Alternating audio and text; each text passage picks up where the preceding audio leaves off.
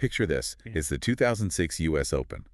The crowd is just absolutely roaring. Oh, yeah. And down on the court, a player has just clinched a major championship title in mixed doubles. Now, winning a major is incredible on its own, obviously.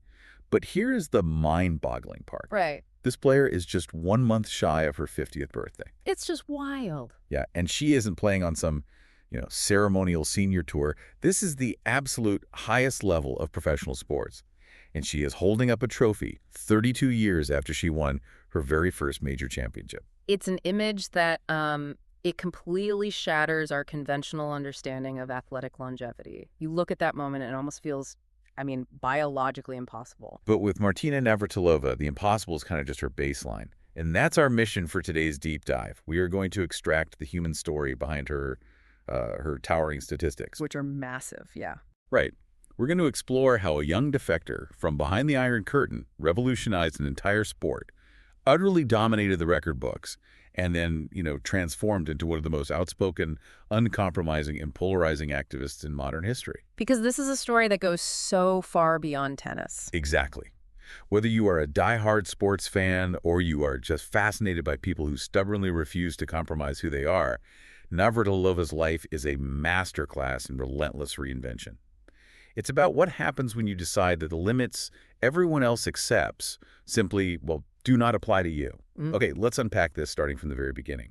The escape. Yeah, to understand the psychological engine that drove her entire career, you really have to look at where she started. She was born Martina Bertova in Prague, Czechoslovakia in 1956. Right. And her parents divorced when she was 3, and her mother later married Miroslav Navratil, who actually became her first tennis coach.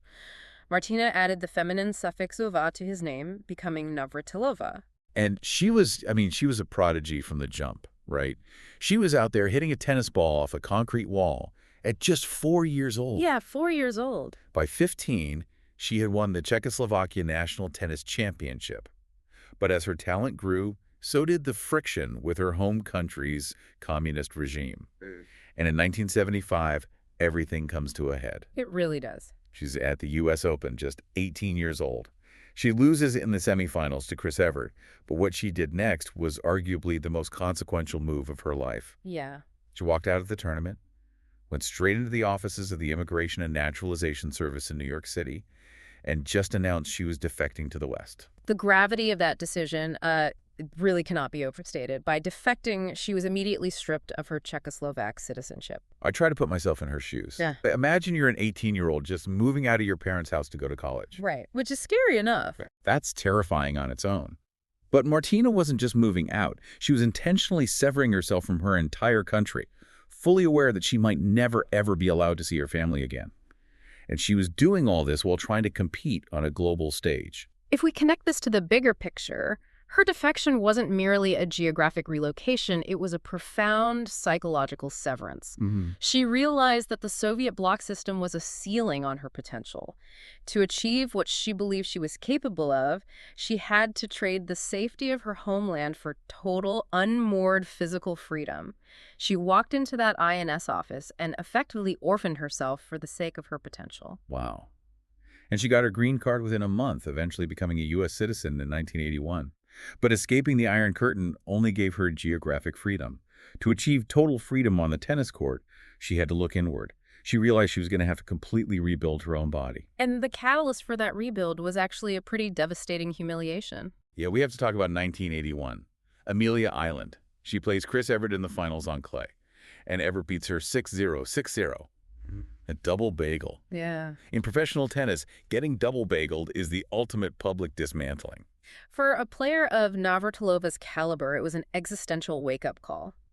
To understand why this happened, you have to look at the mechanics of the sport at the time. Right. Women's tennis was largely a game of finesse, baseline rallying, shot placement. You stayed back, traded ground strokes, and waited for an error. But that wasn't Martina's style at all. Not at all. Navratilova wanted to play an aggressive serve and volley style, which means hitting a huge serve and immediately rushing the net to hit the return out of the air. Right. It's like a boxer who constantly steps into their opponent's space to suffocate them, rather than a counterpuncher who just waits for a mistake. But to play that suffocating style, you have to be in unbelievable physical shape. And she just wasn't. Exactly. She realized that her technical skill had hit a ceiling. The only way to break through was to change the biological engine powering that skill. So she made a turning point decision. She teams up with Nancy Lieberman, a professional basketball player. And this is where she basically invents the modern professional athlete. She starts doing, like, aggressive cross-training. What's fascinating here is how she trained. She didn't just hit more tennis balls. She played basketball to improve her footwork. Well, that makes sense. Right. Think about the mechanics of basketball. It requires explosive, multi-directional lateral jumps. That is the exact physiological movement you need to cover the net in tennis. She was building fast-twitch muscle fibers that her opponents simply didn't have. And she paired that new biological engine with new technology. She completely overhauled her equipment. She switched to Yonex composite graphite fiberglass rackets, moving away from the old, heavy wooden materials. Which completely changed the physics of her swing. A lighter composite racket allowed her to generate massive racket head speed. And that speed translates into extreme topspin and raw power, making her shots heavier and harder to return. She brought a level of sheer, overpowering athleticism to the sport that simply didn't exist before her. And the results were, frankly, absurd. Let's look at 1983. She had an 86-1 record for the season. Unbelievable. She won 98.9% of her matches. I mean, my brain kind of short-circuits reading that. I have to ask you, is there even a modern equivalent to losing only one single match in an entire year of professional play? It feels like a Major League Baseball team going 161-1. It doesn't sound real. It is statistically staggering, and it wasn't a fluke either. Across 1982, 1983, and 1984, she lost a grand total of 6 singles matches. 6 matches in 3 years. Yeah. In 1984, she went on a 74-match winning streak, which remains a record for a professional player. She won the French Open in '84, meaning she held all 4 major singles titles simultaneously. She had become an unstoppable force. But pure dominance, as awe-inspiring as it is, can sometimes lack narrative tension. If you're blowing everyone off the court in straight sets, the sport gets boring. To truly push herself to the absolute limit, she needed rivals who could expose her weaknesses. And she found herself sandwiched between 2 of the greatest in the history of the sport, Chris Evert and Steffi Graf. The defining generational battles. Let's start with Evert. This is widely regarded as the greatest rivalry in women's tennis history. They played 80 times. 80 times. Yeah. Martina ultimately led the series 43-37 overall and 14-8 in Grand Slams. But the magic was in the clash of styles. Evert was the baseline tactician. She was perfectly content to hit 30 precision shots in a row until you made a mistake. Navratilova was the powerhouse rushing the net. To beat Evert, Navratilova couldn't just rely on her new physical power. She had to develop immense mental patience. Right, like that French Open match. Yes, the 1985 French Open final, which many consider the greatest women's match ever played. Navratilova battled back from being down in the 3rd set, tying it up, only for Evert to hit a miraculous passing shot to win it. Evert forced Navratilova to realize that power has to be paired with tactical genius. And then, just as she has finally conquered Evert and established herself as the veteran ruler of the sport, here comes this German teenager named Steffi Graf.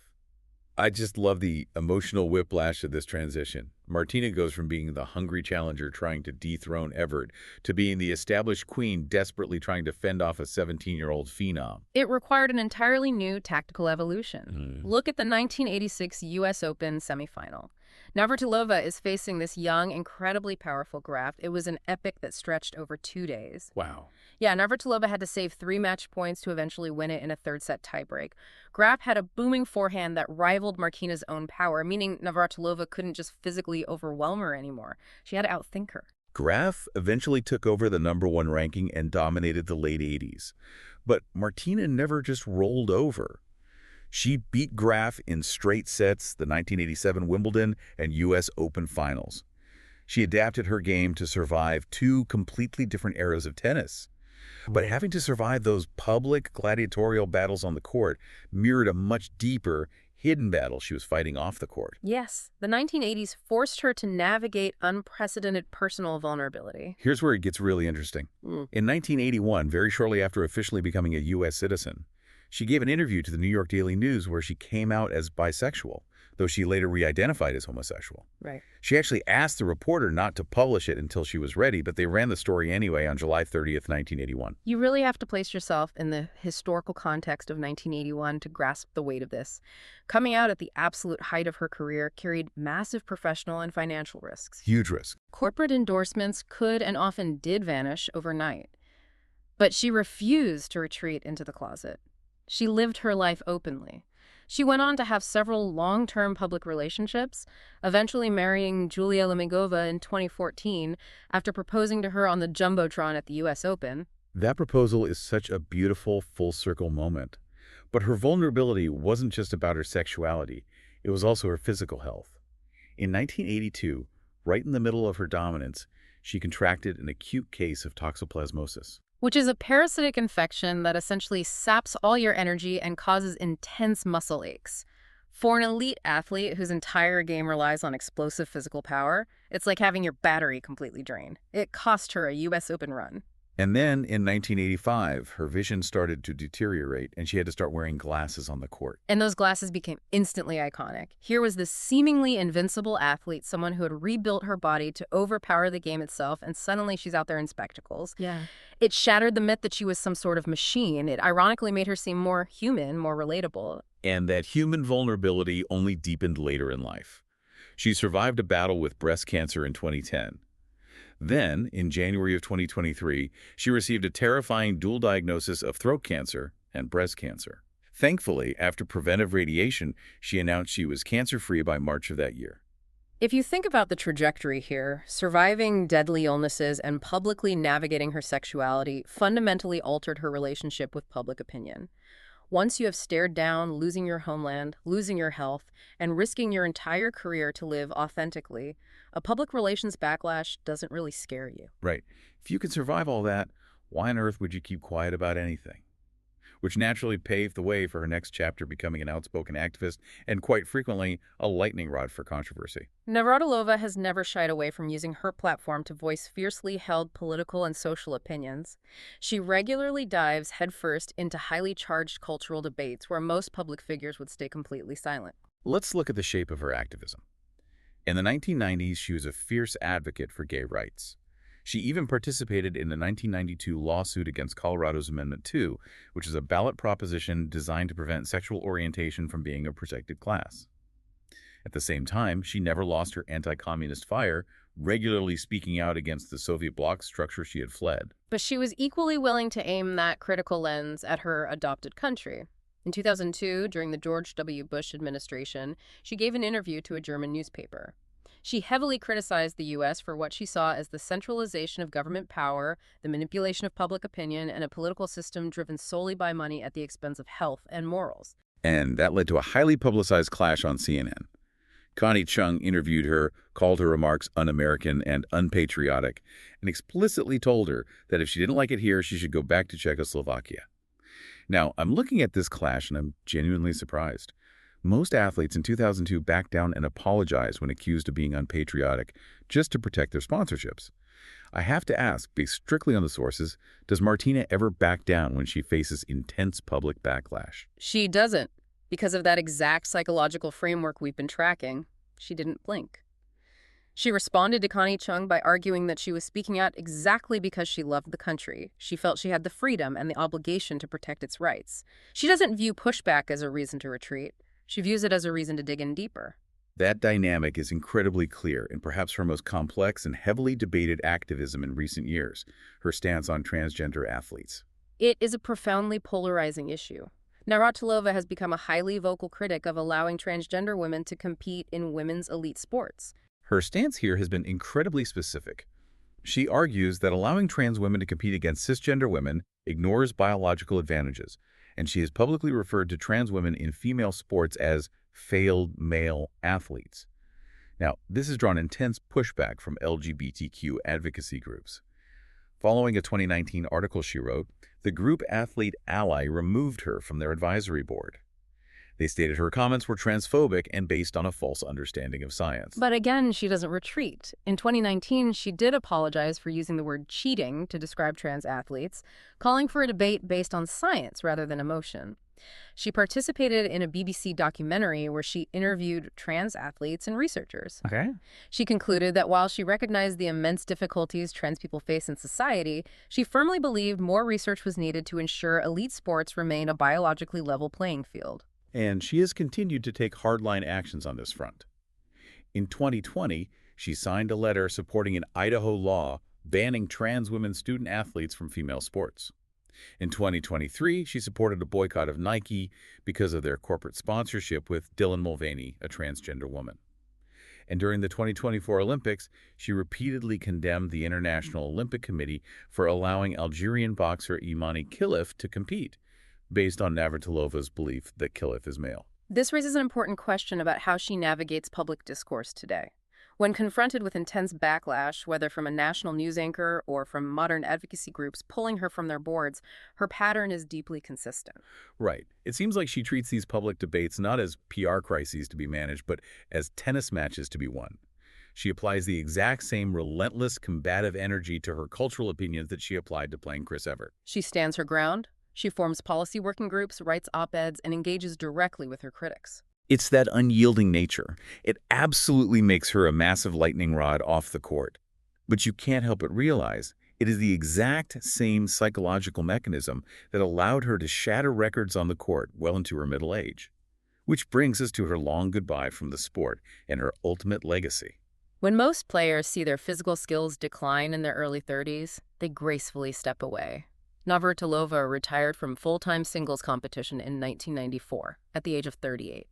For anyone else, that's a brilliant, complete career. But not for Martina. In the year 2000, she just comes back. She returns to the tour to play doubles. And this leads to that jaw-dropping moment we talked about at the very beginning of the deep dive. Yeah. In 2003, at the age of 46, she won the mixed doubles titles at both the Australian Open and Wimbledon. That Australian Open win meant she completed a career boxed set. And just to clarify the mechanics of how rare that is, a box set means winning the singles, the women's doubles, and the mixed doubles titles at all 4 of the Grand Slam events. That's crazy. You have to master entirely different geometries of the court, different teammate dynamics, and different pacing. It is a feat of multidisciplinary dominance that is almost unparalleled in tennis history. Then, in 2006, just before her 50th birthday, she wins the U.S. Open mixed doubles, her final tally. 167 top-level singles titles, an open-era record, 177 doubles titles, an open-era record, 9 Wimbledon singles titles, an all-time record, and 1,442 singles match wins. She even showed up on an episode of Will and Grace, and she is slated to appear as a singing mop on the Spanish version of The Masked Singer in 2026. Wow. So what does this all mean? It means that Martina Navratilova didn't just beat Chris Evert or Steffi Graf or the younger generation of players. She beat time itself. If we connect her 1975 defection to her 2006 U.S. Open victory, the through line is an absolute fundamental refusal to be defined by limits. Whether those limits were dictated by the Iron Curtain, by the physical toll of aging, by the societal expectations of her sexual orientation, or by the standard boundaries of how tennis was supposed to be played. Exactly. She assessed the boundaries placed in front of her, decided they were unacceptable, and simply bulldozed through them. And that brings us to the end of today's deep dive. The story of Martina Navratilova is, at its core, a story about living entirely without compromise for better or for worse.